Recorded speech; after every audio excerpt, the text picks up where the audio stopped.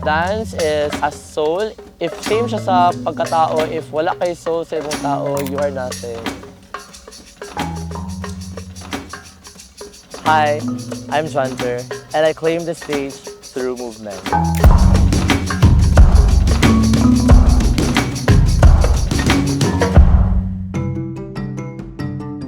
Nag-start yun siya, bata pa ko. Ma-feel mo mo siya if kanang gusto jud ka mo sayaw. Kay bata pa lang ka, naana siya sa imo, inline na siya sa imong self.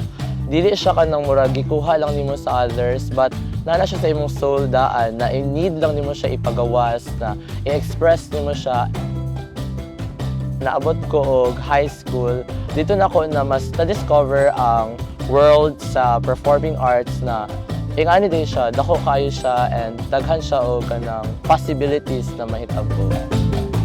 Ang kato emptiness na ma-feel nimo when kanang sad ka or stress kay mailisan siya og kalipay, and magawas nimo imong feeling, imong expression na mao nimong gusto and mao nimong dapat buhaton.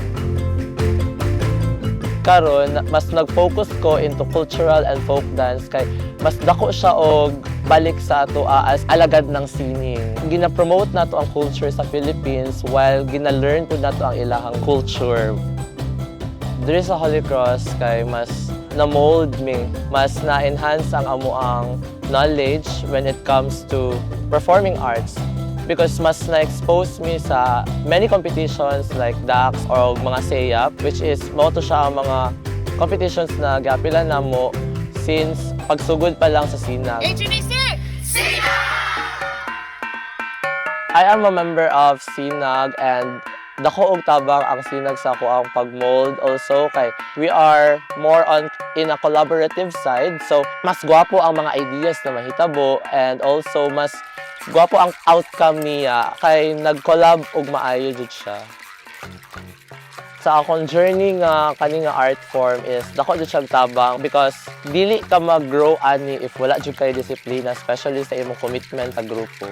All-heartedly nga ihatag jud mo imong the best, and dapat ikaw jud mismo sa imong sarili gusto pud nimo ni siya.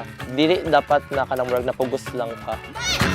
To those who are aspiring performers na mahadlok na ipakita ang ilang mga talent or maulaw sila, don't be. You just need to show, express, and be yourself lang yun, anak. Kay dili lain tao ang makatabang sa imuha para ma-mold ka or mahimo kang hawd, but yourself to be the best na mahimong excellence sa kaning field.